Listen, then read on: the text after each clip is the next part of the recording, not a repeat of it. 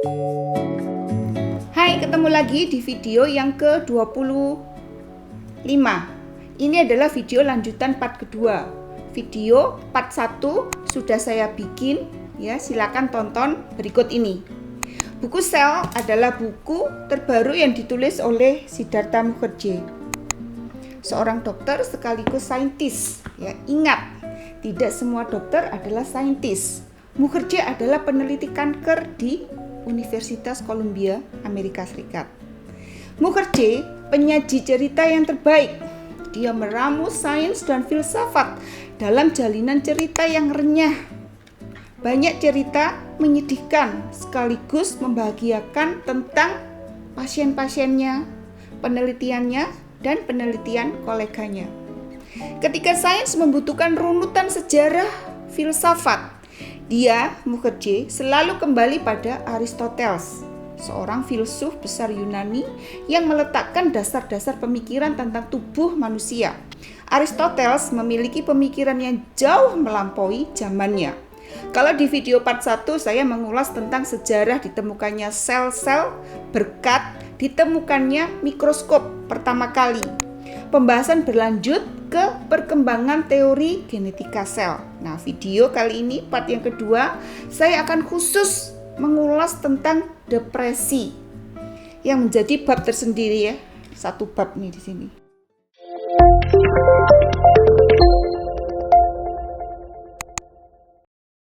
Di buku ini, di bab ini penulis bercerita bahwa dia, Dr. Mukherjee, ternyata juga menderita depresi. Dia dihantam gelombang depresi parah di tahun 2017 sebelum pandemi, ya. Setelah merayap mendekat diam-diam selama beberapa bulan, dia merasa seolah-olah tenggelam di laut dalam. Gelombang pasang kesedihan yang tidak bisa dilewati hanya dengan berenang, yaitu perumpamaannya ketika menjelaskan tentang depresinya. Dia menjelaskan di permukaan kehidupannya terkendali sempurna, tapi di dalam dia merasa terbenam duka. Ada hari-hari ketika bangkit dari tempat tidur atau bahkan mengambil koran di depan pintu terasa sulit tak terkira. Momen-momen kegembiraan sederhana seperti gambar hiu lucu yang dibuat oleh anaknya atau makan sup jamur yang enak seolah terkunci, dan kotak-kotak yang kuncinya dilempar ke laut dalam. Mengapa? Dia tidak tahu.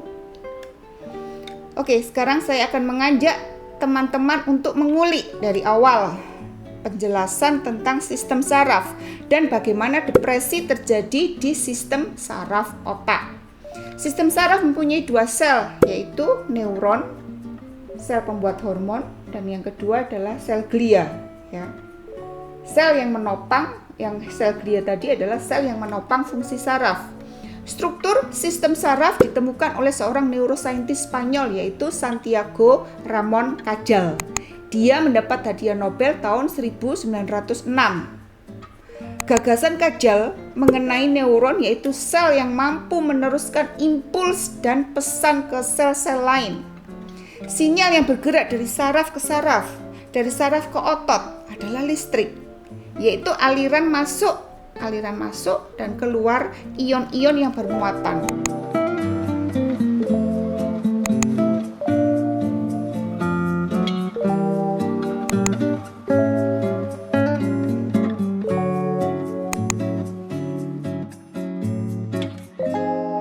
Neuron memompa ion natrium keluar dan kemudian kalium masuk. Nah, begitu, keluar masuk gitu, ya. Neuron memulihkan kesetimbangan dan kembali ke kondisi rehat. Sel glia, ya, sel yang kedua tadi, terdapat di seluruh sistem saraf dalam jumlah yang nyaris sama dengan neuron. Tidak seperti neuron, sel glia tidak menghasilkan impuls listrik. Tapi seperti neuron, sel glia sangat kaya dari segi struktur dan fungsi. Fungsi lain sel glia telah dikaitkan dengan penyakit Alzheimer, multiple sclerosis, dan autisme. Semakin dalam kami menengok, semakin banyak yang kami temukan, tutur Bert Steffen, kolega Dr. Mukherjee, ya, kolega Dr. Mukherjee, yang telah mempelajari sel glia selama lebih dari 1 dasawarsa. Katanya sulit menemukan aspek neurobiologi yang tidak melibatkan sel glia. Dr. Mukherjee bercerita tentang penelitian koleganya yaitu Paul Greengard, seorang profesor neuroscientist di Rockefeller University. Greengard banyak meneliti tentang cara baru untuk memikirkan bagaimana sel-sel saraf itu saling berkomunikasi. Berikut adalah beberapa video yang saya pilih paling representatif ya, menggambarkan bagaimana neuron-neuron saling berkomunikasi dari mulai melepaskan impuls listrik sampai lepasnya neurotransmitter ke dalam sinapsis dan membuka saluran di neuron berikutnya. Ini proses yang rumit ya. Di otak kita itu adalah proses yang rumit.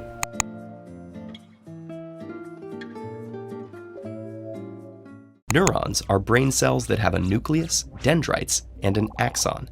Synapses are structures placed along the dendrites or the axon, which allow the exchange of electrochemical signals between neurons. Those signals take the form of chemicals called neurotransmitters.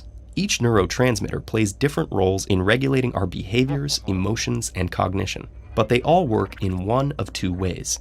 They can either inhibit the receiving neuron, limiting its activity, or excite it, creating a new electrochemical signal that spreads throughout the network. Any leftover neurotransmitter usually gets degraded or reabsorbed into the transmitting neuron. This interface is called a synapse. There are two general types of synapses: electrical synapses and chemical synapses. Electrical synapses are less common in our own nervous systems, but they're simpler to think about, so let's start with them.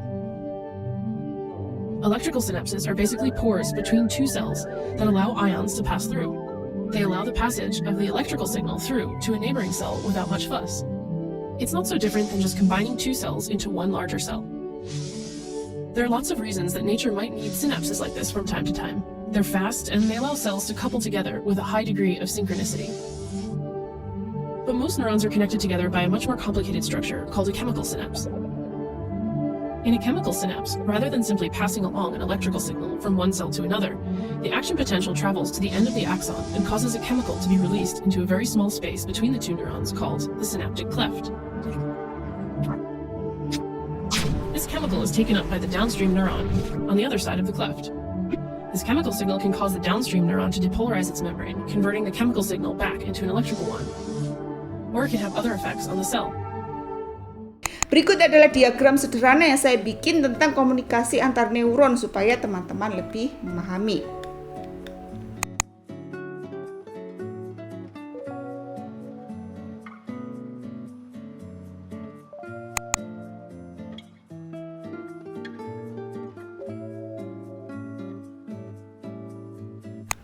Menurut Greengard, ada jenis neurotransmitter yang berbeda. Sinyal-sinyal kimiawi yang dikirimkan keluar oleh satu neuron juga menciptakan rentetan sinyal lambat dalam neuron. Persinyalan saraf dari satu sel ke sel berikutnya memicu perubahan biokimiawi dan metabolik besar di sel penerima. Dan perubahan lambat pun mengubah impuls listrik dari saraf ke saraf. Selama puluhan tahun rentetan lambat itu dianggap tak penting, namun perubahan biokimiawi yang dihasilkan dalam neuron atau sel saraf, rentetan lambat tadi, sekarang telah diketahui bisa mengubah fungsi neuron. Depresi adalah masalah otak lamban, demikian kata Greengard.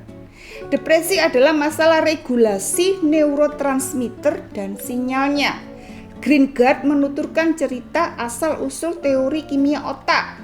Di tahun 1951, dokter-dokter yang menangani pasien TBC di rumah sakit Seaview di Pulau Staten, Amerika dengan sejenis obat baru iproniazid mengamati perubahan mendadak dalam suasana hati dan perilaku para pasien. Bangsal-bangsal yang biasanya muram ya dan sunyi dengan pasien yang sekarat dan lesu, minggu lalu ceria dengan wajah-wajah gembira. energi membanjir lagi dan nafsu makan kembali. Para peneliti belakangan menemukan bahwa iproniasid, ya, obat yang diberikan tadi, berefek samping meningkatkan kadar serotonin di otak. Gagasan bahwa depresi disebabkan oleh kekurangan neurotransmitter serotonin di sinapsis saraf diyakini oleh para psikiatris, ya. Tidak cukupnya serotonin di sinapsis, maka sirkuit-sirkuit listrik yang merespons zat kimia tidak mendapatkan cukup perangsangan. Perangsangan yang tidak mencukupi di neuron pengatur suasana hati menyebabkan depresi. Lanjut ke cerita penulis tentang perjalanan depresinya. Dalam tahun 2017 segala sesuatu memburuk. Dia menghadapinya dengan cara mengabaikan sampai segalanya memuncak penuh. Mukherjee mengibaratkan dirinya seperti katak yang direbus perlahan. Dia tidak bisa merasakan kenaikan suhu sedikit demi sedikit sampai akhirnya mulai mendidih. Dia mulai minum antidepresan yang ternyata hanya sedikit menolong, ya, dan kemudian menemui psikiater. Dalam derita depresinya yang dia rasakan adalah ketidakgembiraan yang dingin. Gitu ya. Jadi sebenarnya orang depresi itu bisa menjelaskan perumpamaan seperti apa yang mereka rasakan.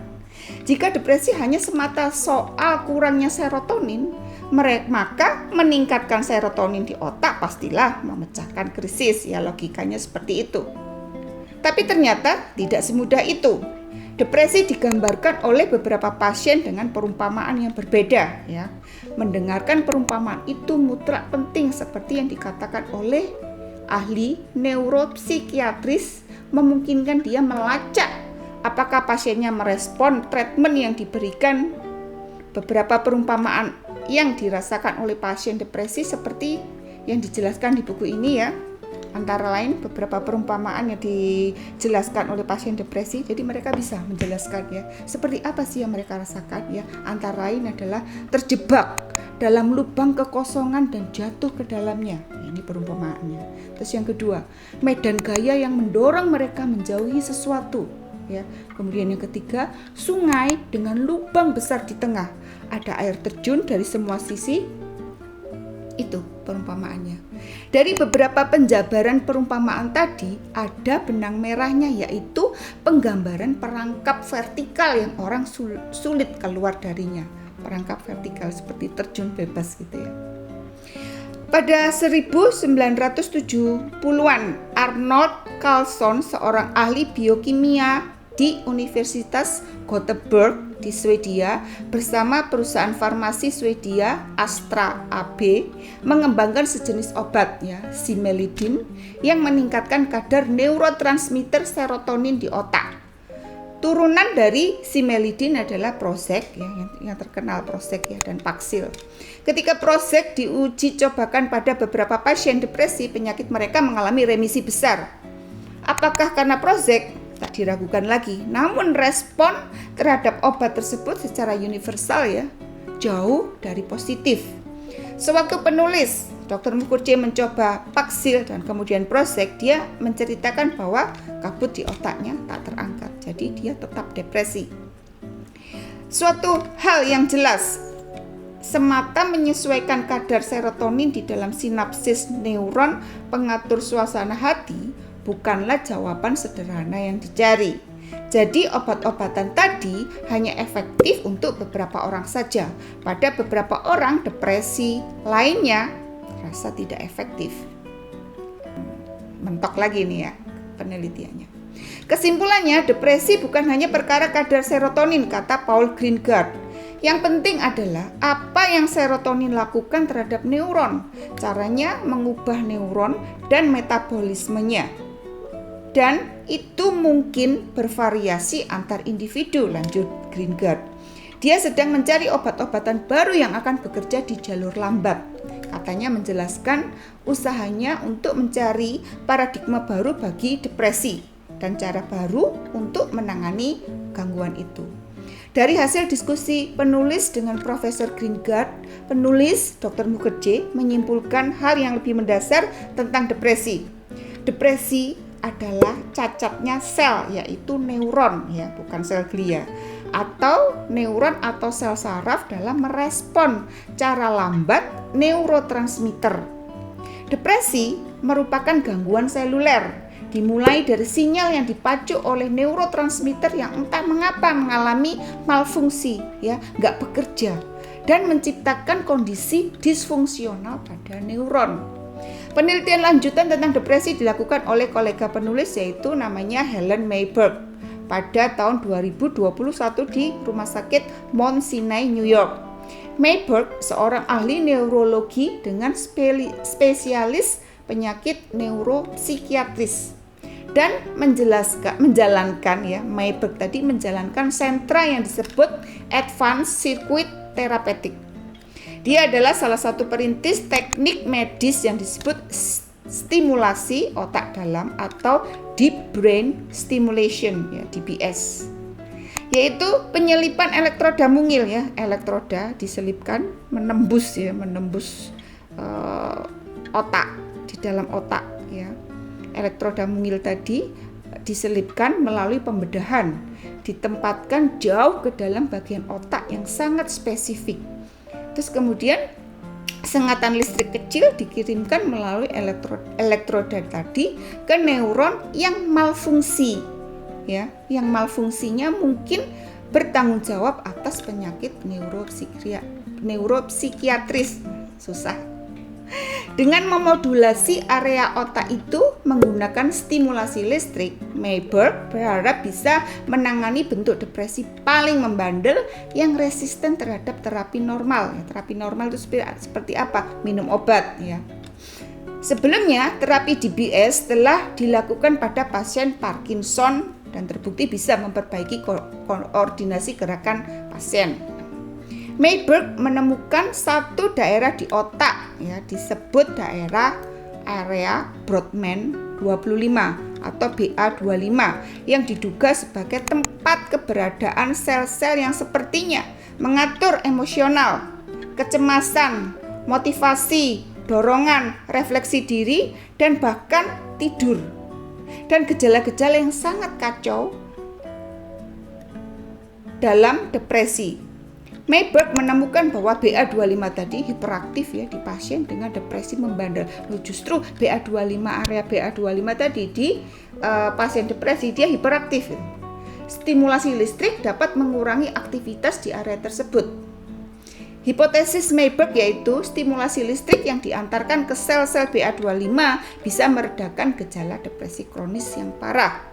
Area Brodmann 25 atau BA25 bukanlah tempat yang mudah diakses, ya. Penulis Dr. Mukherjee mengajak membayangkan otak manusia sebagai sarung tinju, ya. Bayangkan sarung tinju, sarung yang dipakai oleh seorang petinju, ya, sarung ini yang terlipat. Jadi sarungnya terlipat dalam posisi memukul. Jadi BA25 itu terletak jauh di tengah kepalan, kira-kira di tempat jari tengah berada, ya. Jadi dalam keadaan mengepal, BA25 itu tadi di sini, ya, letaknya sangat tersembunyi dan jauh ke dalam otak, gitu. Mayberg bekerjasama dengan ahli bedah saraf, ya, ahli bedah otak, meluncurkan uji coba untuk menyelipkan elektroda tadi ke kedua sisi otak. Karena otak ada dua sisi, ya. Sedangkan BA25 ya pasti di sini tadi, ya. Di area sini yang akan diselipkan elektroda tadi. Ada 6 pasien yang ikut uji coba. Semua pasien secara spontan merasakan efek mendadak yang mereka deskripsikan secara berbeda-beda sebagai, ya, setelah pasien-pasien tadi ditanam elektroda dan kemudian elektroda dialirin listrik, ya, ke area Brodmann 25 tadi, ya, sebagian pasien merasa rasa tenang dan ringan mendadak. Terus kemudian hilangnya kekosongan, merasakan kewaspadaan yang meningkat, keterhubungan, ruangan mendadak lebih terang, bertambah intensnya warna-warni, ya. Itu tadi yang digambarkan oleh pasien yang mendapat treatment DBS tadi. Para pasien diperbolehkan pulang dengan membawa elektroda dan baterai. Mayberg telah menangani nyaris 100 pasien. Dia menjelaskan tidak semua orang merespon baik. Jadi ternyata ada beberapa pasien yang responnya kurang baik gitu ya. Meski hampir sebagian besar pasiennya melaporkan efek seketika, spontan, ada segala macam misteri yang belum dipahami oleh Mayberg. Mayberg, sang peneliti tadi, mengambil kesimpulan bahwa DBS, ya, Deep Brain Stimulation, treatment yang diuji cobakan tadi harus menemukan pasien yang benar, area otak yang benar, dan cara yang benar untuk memonitor responnya. Hal yang menarik, pasien-pasien dalam penelitiannya tadi mulai mengalami respon yang kuat dan objektif, serta beberapa dari mereka mengalami remisi. Sementara itu, saat ini stimulasi otak dalam yang penulis istilahkan sebagai terapi sirkuit sel sedang diuji cobakan untuk berbagai gangguan neuropsikiatris termasuk antara lain OCD, Obsessive Compulsive Disorder, dan kecanduan obat-obatan. Treatment ini sedang mencoba menjadi jenis obat baru. Semoga penjelasan saya tentang depresi yang dijelaskan dalam buku ini membawa pengetahuan baru bagi kita tentang depresi. Ya. Orang-orang dengan depresi ada banyak sekali di sekitar kita. Ada yang terdeteksi, ada yang silent. Ya. Treatment yang tepat akan membawa penderita ke tingkat kesembuhan yang tinggi. Penanganan depresi harus dikembalikan ke sains. Depresi adalah masalah di sel-sel tubuh kita. Terima kasih telah menonton. Jangan lupa subscribe untuk mendapatkan info terbaru tentang buku-buku sains terbaru. Nantikan kisah sel selanjutnya dalam video yang akan datang.